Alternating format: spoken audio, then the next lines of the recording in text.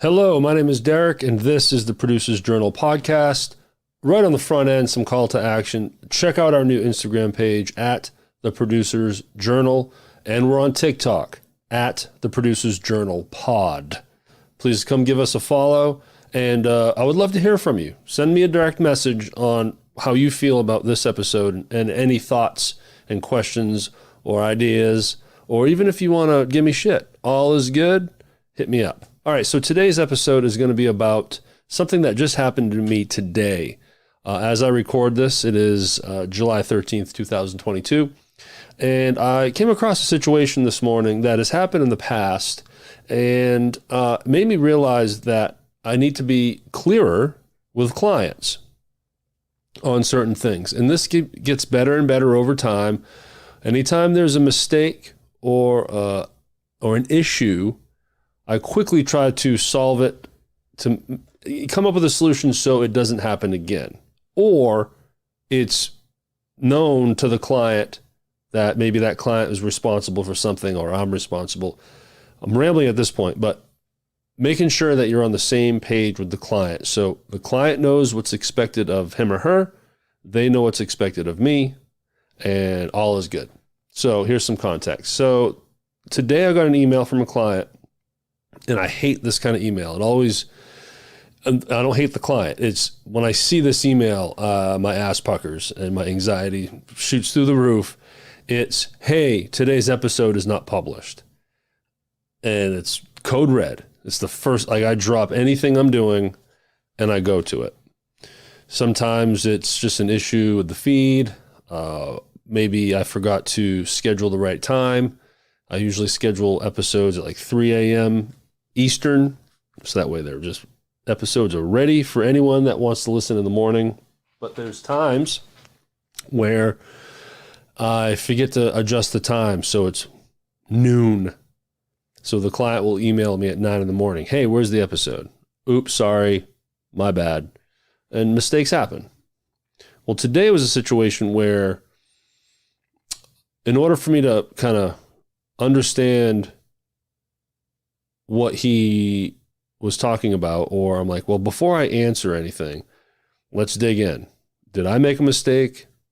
Did he make a mistake? What happened? So I open up Buzzsprout and realize, yep, the last episode published was last Wednesday. Okay, great. Well, I'm like, man, I never got a notification from him. He's always emailed me, hey, new file up. We share a Google folder. Well, I jumped to the Google folder, and sure enough, this week's episode is up in there and next week. So for numbering purposes, today was supposed to be episode 9. Next week is 10. The latest episode that was released was episode 8 from last week. So now I'm a little bit annoyed. I'm like, man, I didn't get notified. So I have to explain the situation. But then I also called myself out. Man, maybe you should be on top of this. And reaching out to your client, hey, where's the next file? Because that's what I used to do. I used to hold my clients' hands all day, every day, and chase them down. And I feel like there's something to be said for that as their producer. You know, that's probably a role I should carry. But as I've grown, I don't have time to babysit anymore. I don't have time to hold hands. And if a client's consistently updating me on, hey, new file loaded, and then they stop, well, that's kind of on the client, in my opinion. But the real problem is I didn't communicate that appropriately. Didn't think I needed to. And what made me realize that is, aside from the obvious, that this fell through the cracks and it needed an SOP, if you will. But the client responded, well, man, I didn't realize I needed to notify you. And I'm like, okay, well, I'm never going to be told that again. So moving forward, it's going to be in my service agreement. I just updated it and added a little clause in there among all the different groups I have it in there. It's a probably 3-4 page agreement that needs a digital signature And I added a little bullet point in there. Client is responsible for communicating to SRP when a new file is uploaded to the folder and is ready for production. Because that way we're on the same page and that wouldn't happen again. And I have to put responsibility on the client. Like, well, I launched you, I developed you, now you're published, we're doing all the editing for you, we're doing the show notes, we might be doing audiograms, whatever it may be. But what I don't want to do is chase files and babysit. The reason why I used to is because every podcast I had on my client list was absolutely critical. If you have 4 clients and you're trying to make some money, then yeah, you better believe it. I was on everyone all the time. Hey, where's the next file? Where's the next file? We're due to launch in 3 days. We're due to launch in 2 days. I would stay on them. Now that I'm bigger and I have more stuff going on and a much bigger client base, I feel like I don't have time for that. And that might be the wrong approach. I'd love your thoughts. I'm not saying I'm perfect here, but I do know what the day-to-day is like now for me and my team. And we got a lot of stuff moving on, and we are totally focused on production when a new file gets to us. Then game on. It's on us. We take care of shit. But it's that bridge from the client to me, the journey that the file takes from the client to me. I'm officially pushing that to the client. I'm making them responsible for that and accountable for that. But when something isn't laid out in writing, hence why we have contracts, why we have service agreements, that's why we have these things, because every time something pops up that caused a problem, well, now I know better. Let's add it to the list of, let's add that language to the contract or the generic service agreement. And that's what I did today. So hopefully that doesn't happen moving forward. And he was cool. He's like, all right, man, all good. And I quickly pushed today's episode out, and I actually edited for the first time. Luckily, it's for the first time in a couple years. Luckily, it was a basic edit. It was just a matter of optimizing the audio, clipping the front and back ends, and tacking on the intro and outro, done. So I was able to whip that up real quick, upload, good to go, published. And then I tasked episode 10 to the editor that normally does the episodes for this podcast. And now he's been tasked, and it's due in a few days because it publishes next Wednesday. Piece of cake, back in rhythm. But I did ask the client nicely, moving forward, please let me know when you upload a new file. So that's the issue that I came across today. This is a prime example of why this podcast exists, because this is in very much real time. I had an issue. I wanted to talk about it. I'm trying to be upfront and honest about my mistakes, the client's mistakes, issues, what could be done better. And this is good for me too. It feels good to just be able to vent in a way as well. And I hope that any producer listening now that may have come across this can relate. If you had not thought of a way to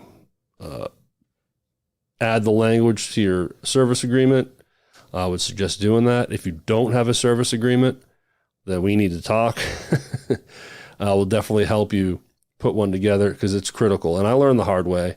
And I went a long time with just handshake deals, and I have learned my lesson. Let me cap it off with this little nugget here. So yesterday I got an email from a potential client that verbally agreed to work with me several weeks ago. We had a great meeting. He's like, we're in. This is actually the second meeting we had a couple weeks ago. He's like, yes, let's do it. Send me a service agreement. And then I told him part of the deal is an invoice up front. He's like, good to go. So I sent him an invoice. I sent him a service agreement and nothing. And out of nowhere, he pops up, introduces me to his assistant, and he says she will be critical in helping deliver you the assets needed to build this podcast to launch and management. And I'm like, okay, but now I don't do anything until something is signed and something is paid, whatever we agreed on.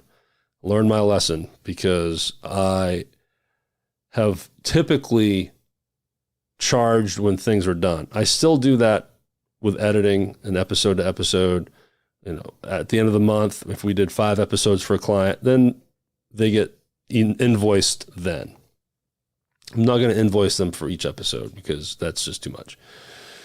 But now when it comes to the launch phase, that startup development package I give out, I'm not starting until I get paid. Now the money needs to be up front, because too many times I've gone through the hassle of chasing down files, coaching them on music, coaching them on intro and outro script, trying to chase down a headshot because they want a headshot in their cover art.